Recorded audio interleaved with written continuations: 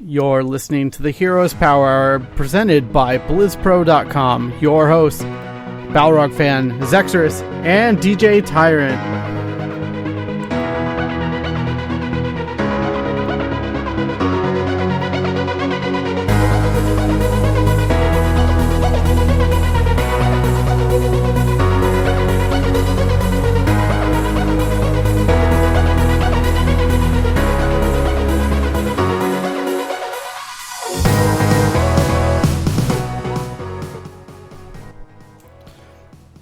Welcome everyone to the Heroes Power. This is episode number 80 of the Heroes of the Storm podcast, brought to you by BlizzPro.com. I will be your host for tonight, DJ Tyrant. With me is the always awesome crew. We are down one person, but she has to get ready for BlizzCon coming up this week. That's going to be a lot of the theme this week on the show. But let's go around the horn and talk about our weeks in gaming in Heroes of the Storm and just how you're doing. We're going to start off with Zexorus, who's feeling really good right now. And I can't imagine why. Is there a sporting event going on right now or something? Stickball's going on, and my team's hitting all the goals for touchdowns. There you go. The Cubs are winning. I'm in a very good mood right now. My week in gaming has been actually quite intense. I've been doing something I'm just calling the All Hero Master Challenge. So, which I'll probably touch on a little bit later in the show, but I thought of it up on a whim, and I kind of like the concept. It's been a lot of fun. So I've managed to get I think 3 or 4 heroes to master, putting my total at 19 or 20 now. So I'm pretty delighted with it. That's impressive. And I guess the thing that's going to be happening now on the intro is Carl's just going to wave until it's his turn. Is that like my freeze face? Yeah, it's very similar, I think. Well, let's go to Carl. Let's let him rest his arms for a little bit. My arms are very tired. I don't know if I can do that every Oh, show. so y'all let me just hold my face for like 10 minutes, but oh, poor Carl, the poor college kid. See, these arms, they're not very big. They can't sustain that for long. My week in gaming has been pretty good. I've made 0 Hero League progress. I'm still at like 50% Diamond 3. I've gone up, I've gone down. I'm still just right there. Which is kind of frustrating, but whatever. Played some quick match. Lunara's getting closer to 10. I want the Master Skin, but I'm also behind on hero purchases, so that'll be a conundrum. Other than that, it's been good. That's awesome. Always good to hear good times in Heroes of the Storm. Charlie, how about you there, my friend? Oh, it's been going pretty good. I've been playing a lot of quick matches, a lot more than usual, actually. Worked on Vala. That was fun. I've been doing a lot of Malfurion, who I don't like. As a hero, he's got a great kit. He's a strong hero. I just don't like Night Elves, especially him. So it's a struggle playing him. But yeah, working on a couple other heroes here and there too. Mainly Vala and Malfurion at the moment, though. Trying to push them up and deepen my rotation pool a little bit. I really enjoy the way Vala plays. I think she's in probably one of the better spots she's been in since beta. So it's pretty exciting to see her played that way. And she's picked in almost all the big tournaments now, so it's pretty cool to see. Yeah, she's definitely in a good spot right now. I've just been playing a bit casually. I've played some Hero League here and there, but I finished my matches. I got to Silver 4. I think I started in Silver 4. I immediately deranked to Silver 5 because it put me in a demotion match, and then I climbed my way back up to Silver 4, and that's where we are today. So it's been fun, though. And I streamed that, and a couple people came out and watched me get really salty about some of those matches as they were being played. But yeah, it's been fun. I'm really enjoying the place where Heroes is right now as a game, and makes me just very, very excited for the future of Heroes, which we should find out more about very, very soon here. And for those of you out of the loop, or maybe in the loop, BlizzCon is this week, and we actually got the opportunity. Blizzard gave us a code to give away for the virtual ticket. So if you're interested in that, make sure you hang around until the end of the show, and we'll be giving that away to one of the lucky viewers here on Twitch. We record every Tuesday night at 7 p.m. Pacific, so if you get the chance to check the VOD and want to come check out the Twitch stream, we tend to do a lot of giveaways, and it's a lot of fun, and everyone in chat talking about Heroes, tons of fun. But anyways, let's get into the news for this week. It's all about BlizzCon here. And I think the biggest thing is obviously the all the panels that they're doing, as well as the Heroes tournament. So we have a great blog post that Blizzard put out to kind of focus everyone who's interested in Heroes and what exactly they should be looking for at BlizzCon. Obviously, the opening ceremony, we're going to see some stuff for Heroes announced there. The past 2 years, we've had a very unique hero announced at BlizzCon. Last year was obviously Cho'Gall, and the year before that was the Lost Vikings. So I think we're kind of expecting something kind of meta-changing possibly, or something just with a totally unique mechanic from what we're used to. I want to go around really quick. What do you guys think could be that hero? I think it's pretty safe to bet that Malthael will be announced at this BlizzCon for Heroes of the Storm because of the 20th anniversary of Diablo and kind of the focus a little bit on Diablo for this BlizzCon. Zex, I'll start with you.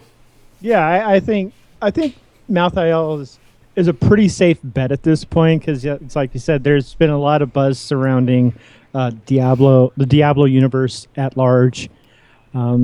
Maybe they'll surprise us with something off the wall because that's what BlizzCon, the past 2 years, they've done something off the wall. Like, so we may get 2 hero announcements. Malthael seems like the safe bet, but we may see something else come out of left field. So I'm just excited for the tournament coming up. Other than that, really, I'm just looking forward to it. I'm actually really interested in seeing what they're going to do with StarCraft. Like that's oddly my point of focus right now. Yeah, for sure. It's going to be interesting to see what they do with that title because it's such a mature game at this point, and they're kind of at the end of the box products that they've been shipping out for StarCraft since 2010, I think now, with Legacy of the Void coming out. Give us Warcraft 4. Yeah, give us Warcraft 4. Warcraft 4 or Riot. I would honestly be completely down for a new Warcraft RTS. Yeah, no, I know a lot of people would be. I don't think they're quite ready to do something like that yet. I don't think they want that necessarily competing with StarCraft, but we'll see. Blizzard always has some sort of crazy surprise kind of for every BlizzCon. I mean, last year it leaked a little bit early, but Overwatch on consoles, I think, was the kind of surprise of last year. And obviously the Heroes Brawl, Heroes Arena, which became Heroes Brawl, which we actually got before this BlizzCon. Hold on, Peldor just made a great point. Yes, maybe Rock and Roll Racer will be the off-the-wall hero that'll get announced. That would be cool. Yeah, that would be absolutely awesome. Or Superman. It's a Blizzard IP. It was a Blizzard game at one point. I feel like the rights to get Superman would be so complicated, but if any company is able to pull that off, it doesn't even have to be Superman. It could be like Steel or Cyborg Superman or the Eradicator. Any one of those guys. Yeah, for sure. Just saying. No, it's definitely it's within the realm of possibility, I'm sure. Carl, what do you want/think Blizzard will talk about with Heroes of the Storm at BlizzCon this year? Well, my expectations lined up with what Donkafa won, or however you say that is, Donkafa. There's, he said confirmed. I don't know if it was actually confirmed, but one weird thing, I think like Lunara was announced at last BlizzCon, and somebody else. It was Lunara. It was Lunara, Greymane, and Cho'Gall. Yeah. So it's like they're gonna have a couple standard ones that I'll be excited about, right? Lunara is still one of my favorite heroes. Mm-hmm. And then there'll be some weird. I really want Ragnaros still, who can't move at all. He's like a more combat-oriented Abathur. Yeah. Terrible at pushing, but does a lot of hero damage and can't and just is stuck in one spot. You just want to have everyone here die insect through entire battleground, don't you? Yes. Maybe Ragnaros could replace the core. It's possible. That would That'd be cool. that would be weird. Pretty cool. It would I mean, be like would it would fit, be like right? it would be like like a raid controllable boss core. and- yeah. Right, kind of Yeah. mech for Ragnaros. That'd be cool. That's not a bad idea, actually. There's a couple different ideas floating around for here that replace the core, and the community all really wants it to happen. I hope Blizzard does it one of these days. Aside from that, they'll probably. This would probably be the soonest after a new map that they've announced one, but I would anticipate them at least announcing a couple new maps. I don't know that they'll do another event so soon. So I think mostly my expectation is new maps, a wacky hero, maybe something weird, but we really have all the game modes we need. Maybe like some features like hero draft swapping or something. But I don't think the game itself needs like a big feature like arena mode was. An additional ban in draft mode. Yeah, we're getting to that point, and I think that's something to talk about going forward, especially into 2017 in HGC there. Charlie, what are your thoughts on BlizzCon this year? You actually got to attend last year, so I mean, you probably have some thoughts on from last year's experience and what potentially we could be seeing from Heroes this year. Yeah, I think they're going to be so focused on the league and launching that we're going to hear a lot about the details about the league moving forward. I don't think we'll get much other than any announcement of a few heroes. I'm hopeful that Druid from Diablo 2 would be one of them. I really want to see those Druids with the shape shifting. I would. They might be a little bit too close to Greymane, but Give us Zenkiki. Well, no, it kind of, but not really, because it could be like Charism, where you choose your path, your shape-shifting path. Yeah. So Yeah. there's that. Yeah, that could be cool. I think Malfeal is likely. I don't really know what kind of wacky hero they're going to release. It could be something like a rock and roll racing kind of thing or something like that, something weird. I honestly don't expect a lot from Heroes this year. I'm excited to see what comes out, but I don't think we're going to get something like a crazy mode, or I don't even think we'll get new maps, because like Carl kind of alluded to, it's pretty close to the release of 2 recent maps, and they've said a couple of times they don't want to oversaturate the game with maps like that close together. So I'd be surprised. We might get a peek at some concept art and something in development, but we won't see it for a while. Yeah, I mean that's what we got last. Was it? No, it wasn't last year. It was the year before that, I think, where we got an image of Battlefield, yeah, of Eternity, and everyone just went nuts because it looked so gorgeous, and it was something so different from what Heroes had been up to that point. So I'm really excited to see what they do. I think they're going to be a little conservative on what they announce this year, just because Arena got announced last year, and everyone was really upset that it didn't get released until a few weeks ago. But I think people are happy now that it's out there. People tend to seem to be enjoying it. I feel like they might announce maybe some of the more weekly brawls we're going to be getting with that. And I know they talked about mutators. I don't know if they're called mutators in Heroes. They're called mutators in StarCraft. So that's the language I know how to go with there. So, but basically they could make it like, oh, your ultimates come up off of cooldown way faster or something like that. Make it really, really chaotic brawl. But based on the amount of panels that they're having for Heroes of the Storm, it's definitely not going to be too crazy with what they're announcing. There's the Heroes Deep Dive, which is basically them kind of really talking about the next heroes and really going into their toolkit, what the process was behind putting out these heroes. That'll be worth seeing if you have the virtual ticket, as well as the State of the Game panel. Both those panels are on Friday. State of the Game is really good just because usually Justin Browder comes out and he talks a lot about where the game is right now and where they want to take it. And like Carl was saying, maybe they'll start talking about some better quality of life changes for the competitive scene, like the hero swapping in drafts and stuff like that. That would be really cool. For those of you actually going to BlizzCon, though, I have to highly recommend.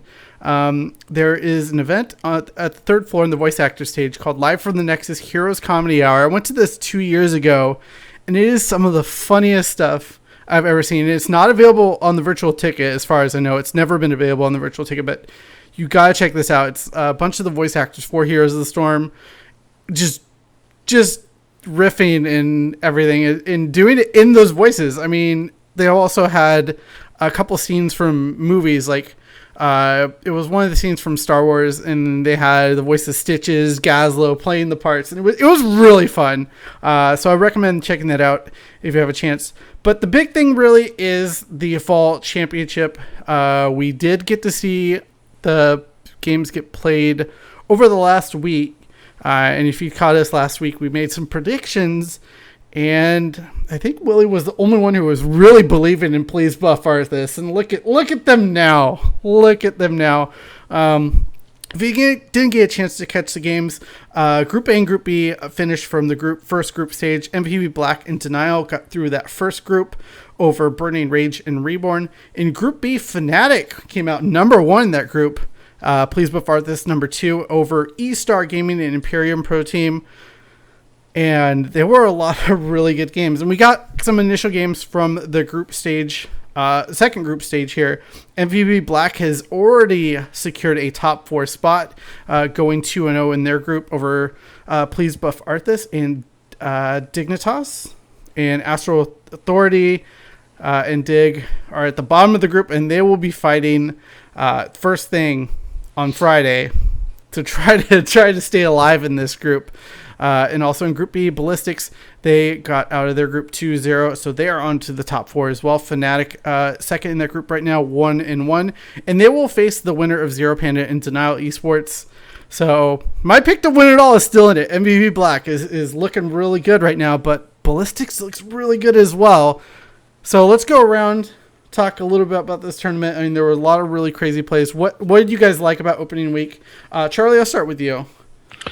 I got to watch pretty much all of Thursday, I think, or Wednesday. Yeah, I got to watch all of Wednesday, and I did really enjoy it. I thought some of the competition was a little obviously one-sided because it was the first day. Denial versus MVP Black was a little less competitive than I thought it would be, but it ended up being, a series worth watching. I had a problem with how much downtime there was in between games. I wish it could be a little quicker. It was better on Friday. I don't know if that was because of how the schedule was or what, but yeah, that was definitely a complaint I had with how the tournament was run. Yeah, and I know at one point they were having technical issues and they tried to get them back online, but that was over an hour wait between one match to the next, which, I mean, that's a big buy-in to ask for a viewer. Like, hey, it comes on at 11. It won't be done until 9 o'clock at night. Like, because I love Heroes, but 10 hours watching is rough. But I did really enjoy the matches from what I got to see, and then unfortunately I had to move this week, so yes, I did not get to watch as much as I liked afterwards. So I just have my comments for the first day. Yeah. Carl, what do you think? What were you able to catch? So just quickly on Charlie's thing, I know I also recently, spent much time watching the League World Championship. And like they have about the same amount of downtime. It just doesn't feel as bad because the games are an hour long. And I think the general idea is they're trying to give players like 15 minutes in between games to kind of cool off, strategize, take some time to say like, okay, we lost that game. How are we going to approach this differently? What are we going to do? But when the games are 15 minutes and then you have like a 15-minute downtime and then a draft, and it just like it feels miserable in this game specifically. Oh yeah, especially when MVP Black wipes the floor with them in 8 minutes. You're like, yeah, that was cool. I got up to go to the bathroom and miss the entire match. Yeah, it was a game on Infernal Shrines, and they just put the pedal to the floor and stopped it. And then you're like, a 20-minute break. You're like, the game didn't even last that long. Right. Heck, the draft didn't even last that long. Like, it is unfortunate from your perspective, but I do understand the merit of trying to give teams time in a best-of-5 series, or best-of-3 even, between games. Mm-hmm. Because there's no difference between a best-of-3 and 3 best-of-1s if they don't have adaptation time. I'm fine with 15 minutes draft than 5 minutes. Like that's fine. But when it was crossing over to 45-minute to an Yeah. hour wait time, that's a bit ridiculous. Yeah. Yeah.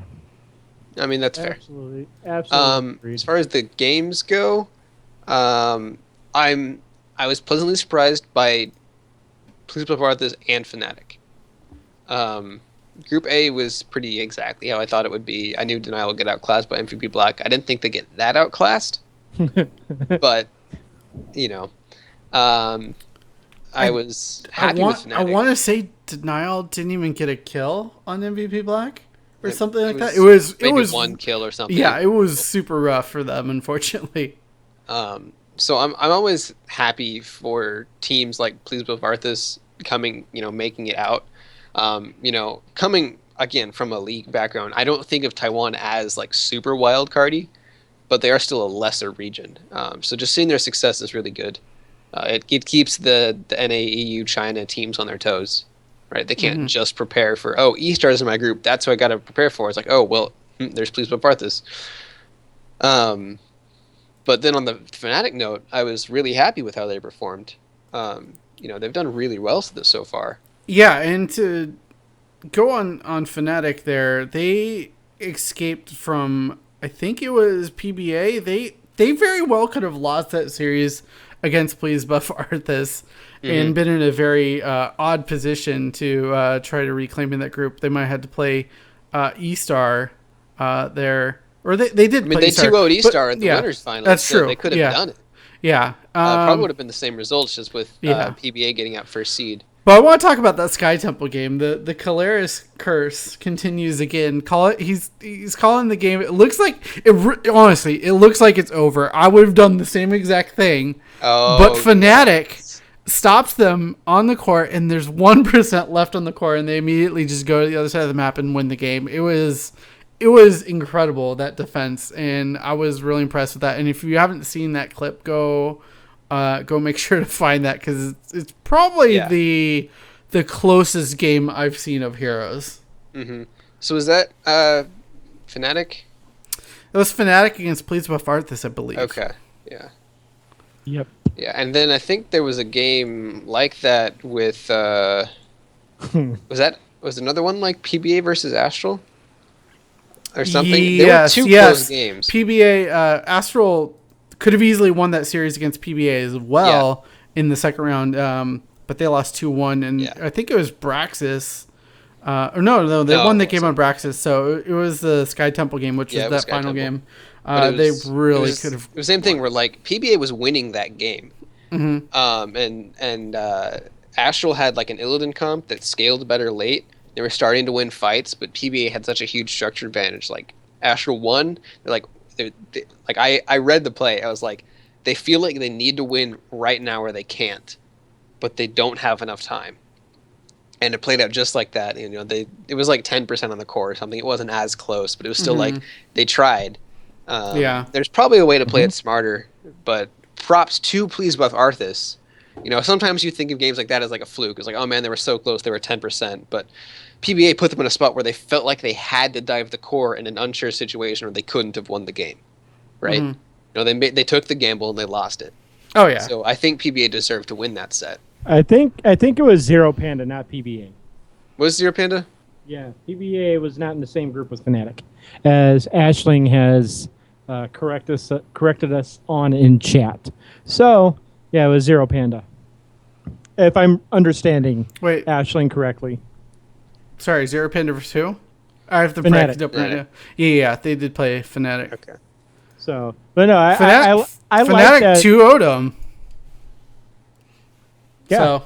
I like the fact that I was actually right, and I remember Please Buff Arthas from Summer. Summer, and just the shakeup they kind of put in there, and just to see them do well on the grand stage at BlizzCon, not they're exceeding expectations. They're making the other regions take notice of them. Like, hey, you guys think you're great and everything. Watch us clown these EU teams. Please buff Arthas, please buff America. Get out of here. Yeah, that was the joke that chat was really going in on. But I have two questions for everyone with the rest of the tournament coming up Friday and Saturday. Who wins between Astral and Dignitas to continue on that group again in play? Please buff Arthas to get to the top 4. Number 1 seed from NA and number 1 seed from EU clashing. Do you think Astral has enough to take it from Dig? I mean, they struggled against PBA, and honestly, they didn't look that good. And this was my concern going into BlizzCon, was that Astral, they looked great against NA teams, but how was their international play going to be? And also, Dignitas did do some boot camping in Korea to prepare for this tournament. So I feel like Dignitas is a little bit more prepared, but I want to know your guys' thoughts. Go Willie. I don't think anybody's getting past please buff Arthas. But between AA and Dignitas, I like Dignitas better. They have the strongest support player. Mm-hmm. Bakery is so good. Bakery's probably the best in the world, in my opinion. At least the best Western. Yeah, Western Hemisphere. Maybe best everywhere but Korea. I can't think of any Chinese support players who are better than Bakery. Like, just everything about his support play is pretty much on par. And I think the boot camping in Korea will help Dignitas since they have more experience with the international scene now. Mm-hmm. But I don't think it factors in as much as everyone think. They boot camp in Korea. They're totally ready for this. No, you're not. You have experience in Korea. Doesn't mean you're ready for it. Mm-hmm. So those are my thoughts. I still think please buff Arthas makes it out, but overall, I think Dignitas will just end up beating Astral pretty handily 2-0. Mm-hmm. I heavily favor Dignitas over Astral. My thought, every time I see Astral play, I'm like, isn't this like a 3-4 NA team? And honestly, after Worlds, I think they're still at that same level play where they should be like a 3-4 NA team, but we don't have any good NA teams right now, so they're at the top. And Dignitas has been good for a year. Baker's really good. They have international experience, not just this boot camp. They boot camped before. They've been in these Worlds before. They're good players. I think they will beat Please Buff Arthas.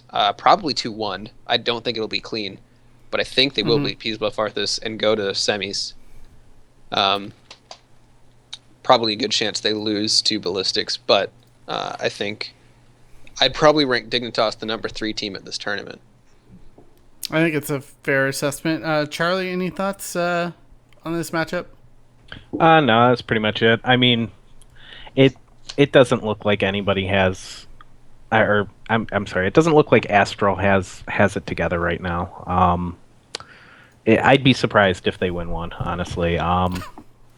There's a chance they might be able to get it together a little bit and possibly make a match of it, but Dignitas is just in another class. Yeah, I agree as well. I think Astral might be able to take one off of them with either some sort of gimmicky comp or something, but I really heavily favor Dignitas. They've been here before. Astral has never been on this big of a stage, so nerves might be a factor as well, especially being considered the home team here. And Dignitas, I'm going to agree with Carl. I think they get out of this group and beat Please Buff Arthas in a very hard-fought 2-1. But on the other side of the bracket, let's really quickly preview this as well, is Denial versus Zero Panda. This is a tough one to call. Zero Panda lost 2-0 to Fnatic, and Fnatic's looking really strong right now. Hey, Jimmy, but yes. Go ahead. Finish your thought. I'll jump in. Okay, I'm just not sure about Denial up against this international team here. The one thing they do have going for them is they do have King Caffeine, K1, and iDream, who won BlizzCon last year, so they have that international experience. But can they bring the entire team up to that level of play is going to be remaining to be seen. I'm going to go out on a limb here. I'm going to say 2-1 denial on this one. Wow. I was going to say, well, is it an NA team versus an international team? If yes, then NA loses. I have no faith in the NA teams at this point until they prove me wrong. I don't see any NA teams going forward. So it's probably going to be a Korean team versus another Korean team. That's just the fact right now. And MVP Black is beatable, but nobody's playing on their level right now to beat them. So those are my quick little thoughts. Mm-hmm. Carl or Charlie, go ahead. I was just gonna say it's gonna be tough, especially coming out of last year. I'm like, oh, Cloud9, they're the team to beat until somebody proves me wrong, and now they're not even in this conversation. They beat themselves. Right. They played themselves. So it was one of those things where I feel like everybody was in the training room, and they all came out to play this year, and it's been tough to topple Korea or even look competitive against them. So I'm with Zex here. I mean, kind of got to prove it before we can go ahead and comfortably say, yeah, I feel great about picking an NA team right now. Yeah, I mean, overall, I'm going to say MVP Black. I still am riding that horse, and I think they're going to get revenge on Ballistics here. But that's going to be a crazy series, and I just checked. That's actually only a best of 5. I'm a little bummed that's not a best of 7 grand finals, which would be a little more epic. But I don't see any reason for it not to be MVP Black and Ballistics in the finals. I don't care who comes out of Group A and Group B. I don't think any team that's left can contest the Koreans right now. I think Dingsus has the best chance, but I don't think they'll do it. They have the highest chance of making it a 2-1, or if semifinals are a best of 5, like a 3-1 or a 3-2. Mm-hmm. But more likely a 3-1. But I don't think anybody's going to beat a Korean team this tournament. No. Yeah, I mean the last time we had last summer we had My Insanity take a game of MVP Black, and that was kind of it. So it'll be interesting to see. So really quickly, who do you guys think is going to win it all? We all know I'm riding the MVP Black train. Zex, please buff Arthas. Flame, I'm not getting off that train. Ballistics. Balrog. MVP Black. There you have it. So those are our predictions for Here's the Storm Fall Global Championship at BlizzCon next week. Make sure to tune in. You can always tune into that. You don't need a virtual ticket to be able to see those, but go ahead and check out the virtual ticket for those panels that will be going on, and we'll be giving one away later on in the show here. But yeah, that was a lot of stuff. A lot of great Heroes esports coming up. Let's see what we have next on our agenda here. We'll move on to the strategy corner with Flame and Balrog. We're still trying to figure out a name. If any of you guys have an idea, that would be awesome. But Charlie, why don't you take it away here for our third iteration of this? All right. We got a couple good questions this week. One comes from one of our chat members, Young Whimsy, and he writes, Carl, what advice do you have for someone coming back from a long break? I know my Hero League MMR from before won't reflect my current skill. I'm sorry. So I was in this situation a month or so ago. I kind of played Heroes, but I played some League, I played some WoW, it was whatever. I'd played like a couple games of Heroes a week, and I came back and I was like, all right, Season 2 I want to do it. I want to hit Masters. And so it was like, well, I haven't been playing Hero League in like 2 months. So basically what I did, because it was the end of Season 1, is I just ruined my Hero League and just played it a bunch and suffered. If you're willing to do that and just ruin your Hero League, just play it. Your MMR will eventually find you. it'll, you'll lose a whole bunch at the beginning. You'll go like 0-10, and then you're gonna want to throw yourself off a bridge. But just keep playing. It's just a game. The smart way to do it is basically just take it a step down, right? If you're a Hero League player, play quick match for like 2 weeks straight and play a lot of it. Like take it seriously. Play unranked draft, play quick match, play heroes you're good at, practice on things, and like just relearn all the skills you've forgotten. And you'll probably still go 0-10 in all those games, right? It's not Hero League. And then after that, you can go back and you can be as good as you were 2 months ago, right? You kind of wiped off that rust. If you're if you're an unranked draft player, just do quick match. If you're a quick match player, dust off some AI and then get into it. Practice on a tier down, honestly. But be aware it's going to suck. But it's worth it. I'm happy with my Hero League games now, even though I wasn't a month ago. Yeah, me personally, just my 2 cents. I think that you kind of can feel when you're playing good and when you're not. I tend to avoid Hero League when I feel like I'm not playing good, and I try to play my way out of it in the modes Carl suggested, like quick or rank match. The times where I feel really comfortable, especially like wanting to do my placement matches, are when I'm actually feeling like I'm making good decisions and doing good rotations and being in a good position for whatever hero I'm picking, or I feel like my heroes are in a strong place. Sometimes your heroes are just out of the meta. I went through that for a long time with Tychus. I loved using him. I knew how to use him, but he wasn't a strong choice. And well, that's changed recently, obviously. So I feel comfortable taking Tychus if I'm in that first or second spot. So there are a couple other factors that can play into it from time to time as well. Moving on to question 2. Dear Carl, if I have first pick in Hero League, should I ask my team what I should pick? Or should I just play who I feel that I'm strongest with? So, in several metas, there are a couple must picks, right? If you are competent at all in Samuro and your first pick, play him. If you're good on Malfurion and your first pick, play him. They've got like 65% win rate. There's literally no reason not to pick them. Even if like you prefer playing Vala or you prefer playing Chromie just to kill Willy, Malfurion's open, you take him. But sometimes the meta's not like that, right? We had a meta a while ago where it was like Kael'thas was just OP and you had to pick him. If you didn't, you were losing your team the game. Between the Kael'thas and now, it was pretty smooth, right? There were good win rates, but nothing was like you need to do this or you're going to lose.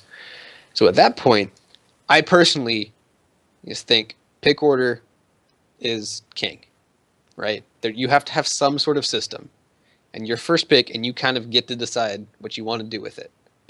There are times your team's like, hey, I'm a really good assassin player, and he's a really good tank player. We need a support, man. Can you do it for me? It's like, I don't want to play support. So I think it's generally effective for you to play, take advantage of, I'm in first pick position. I should, I'm going to play what I'm good at. I'm going to take advantage of this, going to get a character I'm comfortable with, get a hero I'm good at, maybe a hero that's strong in the meta, and use it effectively. However, there are times where you go into Hero League and you're like, maybe they banned Vala, and like that's the hero you're really good with, and you're just kind of, you're not really sure what you want to do, and your team goes, asks you, and then sure, and sometimes if they're just really insistent, if they're really mad, like, and they really want you to pick a support, and they're like, man, I'm gonna feed if I don't get assassin. It's kind of sketchy, but I think it's generally better for the team if that person's not, if you're doing what you can to not make them flame. And even if you're playing 10% worse, on a Rhaegar versus a Kael'thas, you're not making them play 50% worse. So it's hard to gauge when that happens. So probably 80% of the time, 90% of the time, I just pick what I want, which is kind of selfish, but it's pick order for a reason, just blame RNG. But when you can tell that like somebody really, wants something else and they're going to cause trouble if not, in a game where communication is so important, sometimes you just bite the bullet. Yeah. You have anything to add, Charlie? I would just say that and chat brought it up too, the addition of hero swapping would fix a lot of these problems that come with the responsibility of a first pick. You don't always have the strongest hero in the meta. It might just be, you might be a good player, but you're just not, you're more comfortable on support and tanks than you are with damage, vice versa. So if pick swapping came in, this would alleviate a lot of these problems. Yeah, I think the difficult thing about implementing hero swapping in this game, because the hero, you don't have access to every single hero necessarily. How do you determine, like, what if you pick a hero that someone's like, oh, I have that hero, let me play it, and they don't have it? Like, what's the process for that? I mean, that this feels bad. I mean, so League has that problem. I know you're from Dota, and they have everything unlocked, right? Yeah. It happens in League. But basically, people generally don't want to screw their own team over. Yeah. So most of the time, if they're asking for a hero, they know they own it. I mean, this could probably be easily solved with, if you hover over a hero, it shows you which of your team members have that hero or something like that. Yeah, you can do something like that. Or make it a reportable offense. Yeah, I mean, it is, right? You say, this person told me to pick Vala for them, and then they just locked in Kael'thas and didn't swap, and now we're stuck without a healer or whatever they were going to do. So it sucks, but I think generally people get reported out, and people decide that, wow, it's not actually worth trolling because I want to win this game. Yeah. And it kind of dies out. It'll happen, right? Yeah. People aren't going to be great 100% of the time, but it doesn't happen often. Yeah. There'll be instances of it, but not enough to hinder how good pick swapping would be. Mm. Yeah, but really, really quickly, I want to thank everyone for coming out to the show tonight. I know it's BlizzCon week. Everything's a little chaotic, and massive thanks to Blizzard for promoting us on the launcher. If you found us from the launcher, thank you so much for checking us out and giving us a chance. And make sure to hit that follow button on Twitch, twitch.tv/BlizzPros, where we broadcast, and we have other shows. We'll be shouting them out towards the end of the show. But really quickly, I wanted to start opening our giveaway. I'll open it in just a second, but you'll hit exclamation point raffle as soon as it's open. Don't do it yet, it's not open, but we're giving away a BlizzCon virtual ticket that Blizzard was so kind to provide us to give away for you, our wonderful viewers. So we'll be opening that right now, so go ahead and hit exclamation point raffle in chat. And then I wanted to hand it over to Azextrus. You alluded to this in the beginning, but I want to hear about your Master All Heroes challenge. You are muted, my friend. Muted. Okay, so I was racking my brain the other day trying to figure out, what kind of like a self-motivational tool. Like, what can I do to make the game more interesting to me than what it already is. So I thought, you know what? Why don't I just bite the bullet, get every single hero I own, which is all of them, to master. Level 10. And I came up with some rules for myself because I'd already had quite a few heroes mastered. And you can do this too if you want. It'd be cool to hear everyone's progress, as they're going through this. But the rules are, you have to go in descending order by level. So if you have a hero at 9, it would be the closest hero at 9 to get to level 10. And then you just go down the list. For example, right now I'm working on ETC, who is about a fourth of the way to level 10. After that would be my Jaina, who is also level 9, but she's fresh 9. All the way down to Gaul, who's at level 2. So Gaul would end up being the very last hero I get to level up. Another rule is you can only no AI games, except the very last game it would take for you to level. If you're under 100,000 experience to get to level 10. Because that was a last second decision on my part. I was leveling Tracer. I had 46,000 XP to go to level 10. I'm like, I am not doing another quick match. I'm gonna rush through an AI game. That's it. all the game, like I just said, rule number 3, all the games have to at least be quick match. You cannot switch heroes until the hero you are playing is level 10. So you have to commit to learning this hero and getting good with him and being, somewhat competent with him. You're going to learn I'm going to learn more of the ins and outs of Gaul than I've ever wanted to learn. So Yeah. Thank you, I've been Blizzard. watching you do it. It's been pretty fun. I've been kind of following your lead a little bit, not really following the rules, but I think it's an interesting way to play the game. And setting goals for yourself is always a good thing when it comes to progress. And I've gotten, thank you, Blizzard, for the holiday. I've gotten Tychus, Tracer, Murky, and Li Ming mastered this week. So, but like Tychus, I learned how to maximize his output versus a single tank or a double tank comp. And that was harder than I thought it was going to be, because against a double tank comp, you have to play Tychus completely differently than what you would in a single tank enemy comp. On top of learning when you should take laser, when Odin is more valuable. It was very. He became one of my favorite heroes. And then I moved on to Tracer. She was the next closest somehow. Or actually, she wasn't the next closest. She was 7. I just kind of came up with the idea later. But I never used Tracer. I couldn't really grasp her attack mechanic. And I just jumped into quick match with her. And eventually, I kind of figured it out. It took a couple of games to realize that, no, I don't have to right-click on the person constantly over and over and over. It was right-click and then just run around. And she's kind of like my assassin version of Jhin now at this point. So her chase down, when to chase down, when to not back off, when to synergize with your enemies in order to, get that pick off, get that extra kill and get out before you get popped. It was really neat to learn how aggressive you can be with Tracer despite her low health pool. After that was Murky, adventures in split pushing, and then showing up for an occasional team fight. The current map rotation, I think, favors March. I've learned. I got a lot more mileage out of March on Braxis, Warhead, Infernal, and Blackheart Bay is out there. Battlefield.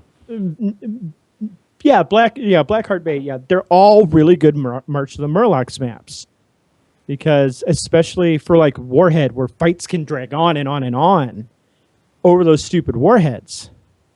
So, but there was a lot of self-loathing and hatred because I was just dying constantly.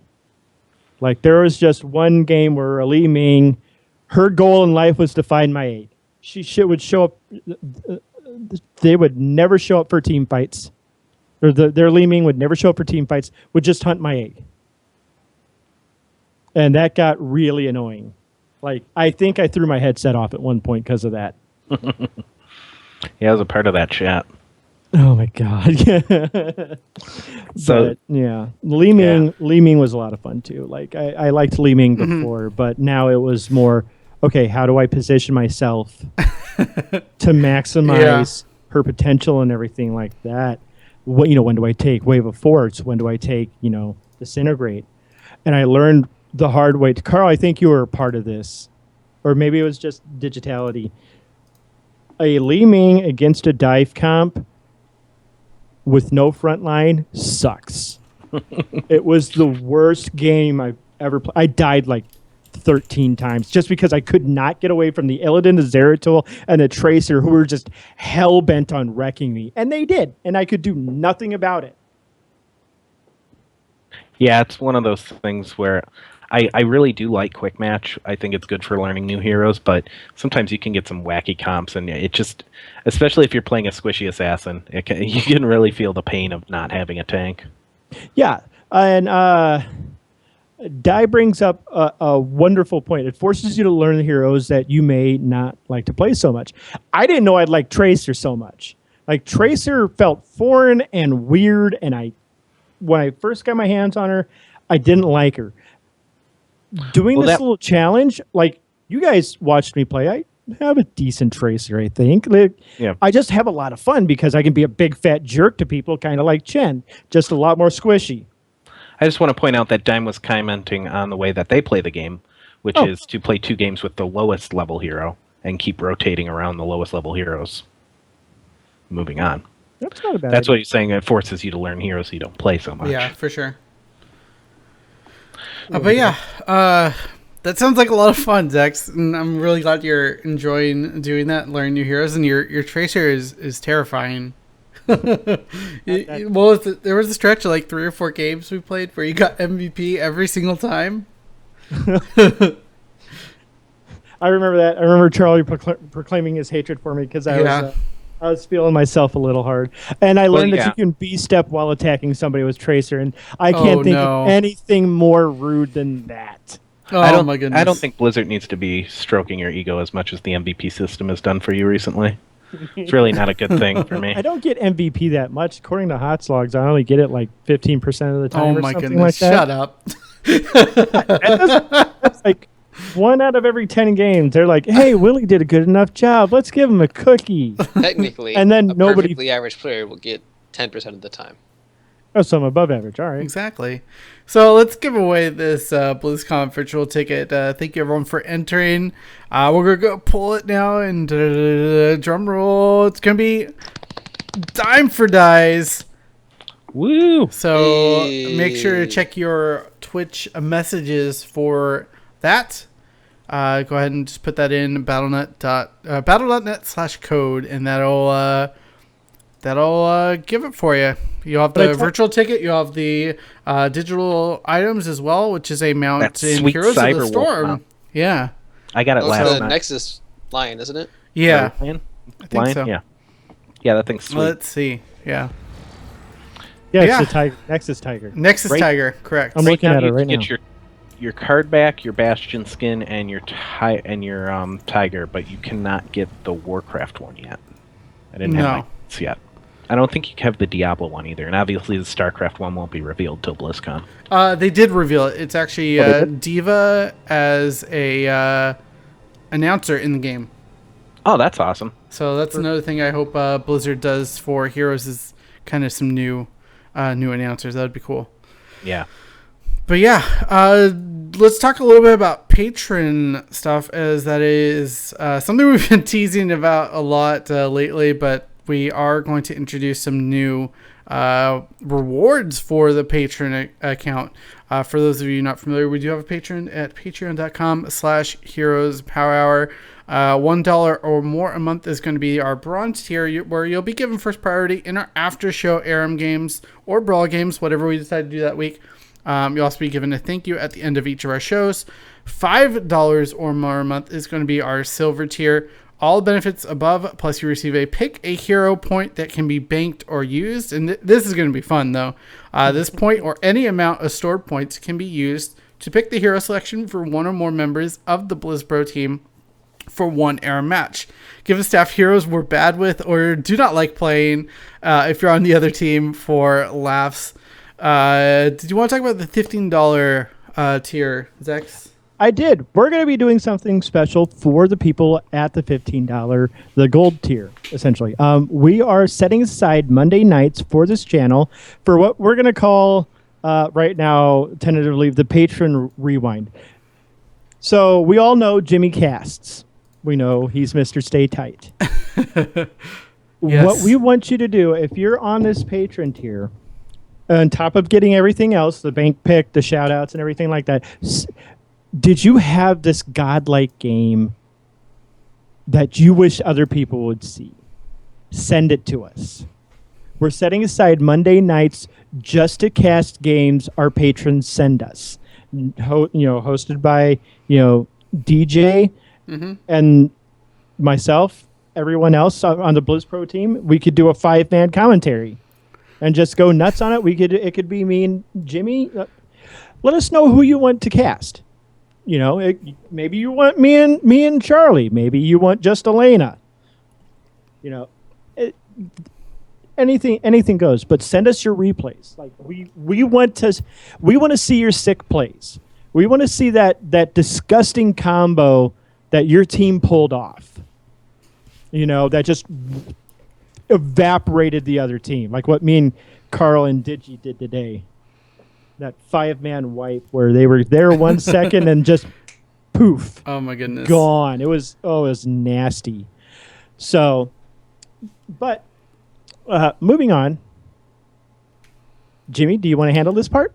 Yeah, I'm going to bring this up on stream. If you guys have been following us on social media, you probably saw this today, but we do have a shirt design laid out there. There it is for you, everyone on stream. It's all of us in our favorite heroes. And it's surprisingly enough, it's actually a really good team compositions. Zex is obviously Chen.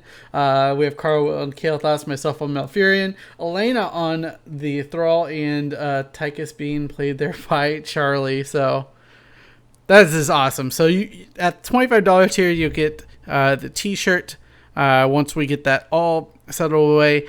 And then if you decide to continue on that tier, we believe we're going to be offering personalized coaching. So if you're looking for some help on support classes, myself or Charlie will be able to help you with that. And if you're looking for other stuff, everyone has their specialty. Somebody ask me how to Chen, please. Also, I'd like to, I'm going to point this out. Jimmy, buddy, you are ripped. Like we could grind meat on those abs. Oh my goodness! I know we got Carl over there looking like Kael'thas, the college years. I love it. I've always loved college Kael'thas. saved by the Sunwell, as I said earlier today. By the Sunwell. Oh my goodness! But yeah, that is our updated Patron tiers, reward tiers. We still have to update the Patreon page. I'll be hopefully doing that tonight. Still got a pack for BlizzCon though, but we'll get that up there for you guys. And we really appreciate the support that we do have. So thank you guys so much for that. That is going to be it, I think, for this week. It looks like Zex has a little more. Yep. And I do want to shout out to Ashmish Art on Facebook. He was the artist behind this. He did this in a really quick amount of time. Like, I think he got all of us taken care of in like 2 weeks, and he has a pretty good workload on top of it.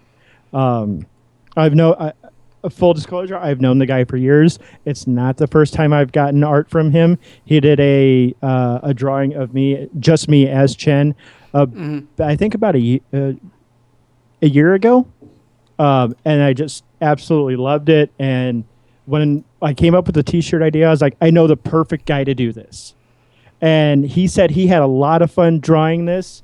Please check him out on Facebook. He does commissions. He works with every client really, really well. Mm-hmm. Like, I love the guy.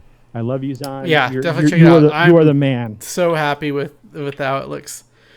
Hold on. We have a last minute edition potentially. But yeah, before we close out, make sure you stay tight, hang tight here. We actually have another giveaway coming up, most likely. This is happening right now. But I did want to talk about BlizzCon. If you are going to be at BlizzCon, there is a BlizzPro meetup Friday at 6 p.m. right between the Hall B and C entrance. So make sure to come by and meet all of the BlizzPro staff, all of the people who are out there for the convention. I will also be at the Heroes Hype Party 10:30 p.m. At the Marriott on Friday as well. That'll be directly after the Heroes games end. So hopefully they don't go on too late like they did last year and didn't get over there till like 11:30. But yeah, those are the two places that'll be the best place to meet up. At least with me personally. Pretty busy this convention this year, doing a lot of stuff for BlizzPro. I'm going to be doing a lot of video stuff. I'm replacing Charlie. Just kidding. I can't replace Charlie. No, you could. But yeah, here we go. We are going to open up the raffle again. As I got I'm assuming this is another virtual ticket. So go ahead and hit !raffle in chat. Make sure you're following the BlizzPro channel, because I will disqualify you if you are not following the channel. But go ahead and do that, and we'll draw that right before we transition to our Aram games for this week. But I did want to quickly shout out Heroes of the Storm.blizzpro.com, a really great website, of course, to go to for all of your strategy articles. AL Beard puts up a bunch of stuff there every week. He is so consistent about putting that up there. Also, make sure... Machine. Hey, guy is a machine. Yeah. Make sure you're following that this weekend. I'm going to hint that there is going to be something going up on Saturday. So go ahead and bookmark Here's the Storm.blizzpro.com. But we do have some semi-exclusive stuff coming Saturday afternoon. Also, check us out on YouTube, youtube.com/BlizzPro. And you can also check out the other great BlizzPro shows there as well. On Wednesdays at 6 p.m. is the Westmark Workshop for Diablo 3, and they're getting excited for BlizzCon after some stuff that leaked out. Thursdays at 7 Pacific is Payload Podcast, which I'm a part of as well, with Overwatch and Sombra. Maybe, finally. Maybe. Nope. And then Sunday, 7 p.m. Pacific is Well Met for Hearthstone. I'm sure there's going to be a new expansion coming out at BlizzCon, and that'll be the place to go to hear all about that new stuff. As well, we do have a Discord, discord.blizzpro.com, and it's a really great place to go and talk with other Blizzard fans as we talk all throughout the week about Heroes of the Storm and all the Blizzard games. So, any closing thoughts? BlizzCon hype. I really cannot wait to be tuned in with the virtual ticket and know that the announcements are coming. And I'm obviously very excited for Heroes, but Blizzard has been doing a lot of great things this last year, and it's a good time to be a fan of Blizzard games. I mean, I also play Warcraft, Hearthstone, and dabble in the others, so I'm excited to see what happens. I can't wait. So Yeah. make sure you tweet to the to our Twitter and let us know what you think. Yeah, I mean, tweet at Heroes Power Hour, any one of us. You see our Twitter handles, right here. I'm hoping against hope for Warcraft 4, maybe another Diablo expansion. But really, where do you go with another expansion? Who's the big bad to fight? I mean, technically Diablo's still alive, but you don't really drop that for an expansion. We gotta save Leia. Make her human again. She's dead. Did you not see her body torn asunder? She's not dead. Spoiler alerts, God. She's totally dead. She turned her flesh ripped apart into Diablo with boobs, no less. Man. It was Femme Diablo. No, it was. I remember reveal the design of Diablo. I was like, wait, that looks very feminine. Blizzard, give me Femme Diablo for Heroes already. Yes. Why isn't that his skin? That's going to be announced at BlizzCon. See, that's going to be the hero, the Primeval. Primeval. Yep, there we go. There we go. Done. That's the weird hero. All right, I'm closing out this raffle, and we're drawing it right now. On a War 22. Congratulations. Thank you so much for entering. We'll get you that code right now. BlizzCon virtual ticket. Go ahead and check out your Twitch messages. You might need to check other. Did it not spam it in chat? No. Did you want me to? There we Yes. go. There we go. Sorry about that. Jeez. Too many buttons to push. Yeah. Come on. Yeah, Carl, any closing thoughts before we head off to our viewer games? Not really. I'm like the rest. I'm excited for BlizzCon. I really only play Warcraft and World of Warcraft and this game. Mm-hmm. And I'm excited World of Warcraft wise to see what's happening after Saramar. For this game, mostly I'm looking forward to the championship. I'm going to enjoy that. Even if it's Korea, they're going to be some good games in the finals. So I'm going to sit down. I'm going to watch those on my TV and have a good time. Yeah, most definitely. So that is episode number 80 of the Heroes Power. We will see you next week in the Nexus. And for those of you watching live, we'll be in game in just a moment.